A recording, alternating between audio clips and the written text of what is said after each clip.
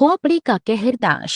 Diary पढ़ते पढ़ते कब सुबह हो गई, तनु को इस बात का पता ही नहीं चला। सुबह उसकी पलकें भारी हो जाने के कारण उसे नींद आ जाती है। सपने में उसकी आंखों के सामने उस डायरी की कहानी के दृश्य चलते हैं। तभी शहनाज वहां पहुंचकर खिड़कियों पर टंगे पर्दों को सरकाती है। गुड मॉर्निंग नवाब साहब, शहनाज जोर से कहती है। तनवीर, तन्नू की नींद खुलती है। ओह, तुम थोड़ी देर और सोने दो ना प्लीज, तन्नू शहनाज से कहता है। आज मोती झील जाने का प्लान बनाया था, भूल गए क्या? तुमने मेरे छोटे भाई हैदर को कानपुर घुमाने का वादा किया था और वह डाइनिंग टेबल पर ब्रेकफास्ट के लिए तुम्हारा इंतजार कर रहा है। शहनाज अपनी बात पूरी करती है। मुझे 10 मिनट दो, मैं तैयार होकर आता हूँ, तन्नू कहते ही सीधे बाथरूम की ओर फ्रेश होने चला जाता है। नाश्ते के बाद तन्नू हैदर को अपने वालिद की कार से कानपुर घुमाने ले जाता है।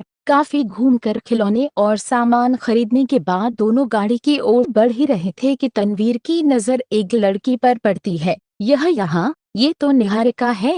ये यहाँ पर क्या कर रही है? इसे तो अपने गांव में होना चाहिए था। इसका पीछा करना पड़ेगा। आखिर ये कौन सी नई पहेली है? इसका पता तो लगाना ही पड़ेगा, तनवीर अपने मन में कहता है। तनवीर हैदर को सामान सहित अपने हाथों से पकड़ उठा लेता है और जल्दी से अपनी कार की तरफ लपकता है। निहारिका सामने रोड क्रॉस कर रही थी। तनवीर बिना देरी किए रोड क्रॉस कर गाड़ी उसके पीछे पीछे चलाने लगता है। अब तक निहारिका की नजर तनवीर पर नहीं पड़ी थी। वो एक अस्पताल के अंदर चली जाती है। तनवीर भी गाड़ी पार्क करके अस्पताल के अंदर चला जाता है। हैदर भी उसके साथ ही था। अस्पताल के कुछ कमरों में देखने के बाद निहारिका उसे दिखती है। वो अस्पताल में किसी मरीज को देखने पहुंची थी। तनवीर को अपने सामने देखकर पहले तो वह थोड़ा चौंक जाती है, फिर बाद में तनवीर को बाहर आने का इशारा कर कॉरिडोर की तरफ चल पड़ती है। तन्नू अपने साथ हैदर को लेकर उसके पीछे चल देता है।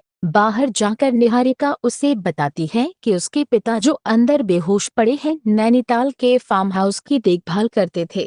वह तनवीर को बताती है कि उसे झूठ बोलकर तनवीर के यहाँ नौकरानी का काम करना पड़ा, क्योंकि उसकी वजह वो कमांडर का कटा हुआ सिर है। तनवीर उसे सारी बातें विस्तार से बताने को कहता है। मेरा नाम उर्मिला है। मैं आपके पिता द्वारा रखे गए फार्म हाउस के केयर टेकर की बेटी हूँ। मैं पढ़ी लिखी हूँ और BA फर्स्ट ईयर की स्टूडेंट हूँ। हम लोग नैनीताल में बड़ी हंसी खुशी जीवन बिता रहे थे। एक दिन आपके वालिद वहां पहुंचे। उनके हाथों में वजनदार छोटा संदूक था, साथ में कुछ पुरातत्व से संबंधित कलाकृतियां थीं। फार्म हाउस के माली और नौकरों ने मिलकर सामान उनके कमरे में रखवा दिया। वह ज्यादातर समय अकेले ही बिताते थे। वो वहां 2 दिन रुके थे। अपने जाने से पहले उन्होंने अपने कमरे का ताला खुद बंद किया और चाबी मेरे पिताजी को दे दी। ऐसे तो कभी आपके वालिद के कमरे को हाथ नहीं लगाया जाता था, पर आपके वालिद को गुजरे हुए जब काफी साल बीत गए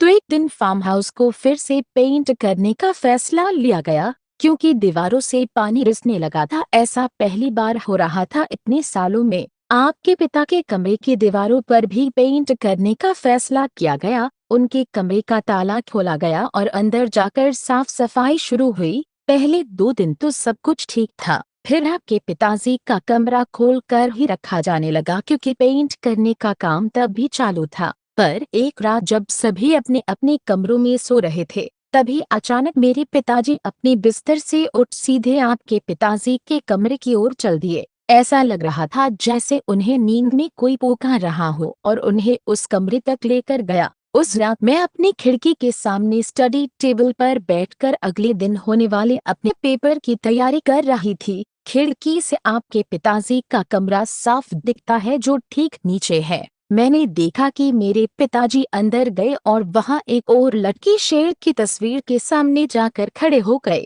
फिर थोड़ी देर खड़े रहने के बाद उन्होंने उस तस्वीर को हटाया। उसके पीछे एक दीवार पर बनी अलमारी में संदूक रखा हुआ मिला। मेरे पिताजी ने संदूक को नीचे उतारा और पास ही एक टेबल पर रख दिया। उस हेयर पिन की मदद से खोल उसके अंदर से एक कपड़े के झोले जैसे बटुए को बाहर निकाला। फिर उसकी रस्सी ढीली कर जैसे ही अंदर देखा तो तेज लाल रोशनी चमकी। मेरे पिताजी बेहोश होकर वहीं गिर पड़े। कपड़े का बटुआ हाथ से नीचे गिर चुका था। मैं भागते हुए उस कमरे में पहुंची तो देखा कि उस बटुए के अंदर का सामान बाहर नहीं निकला था, लेकिन रोशनी फिर भी जल रही थी।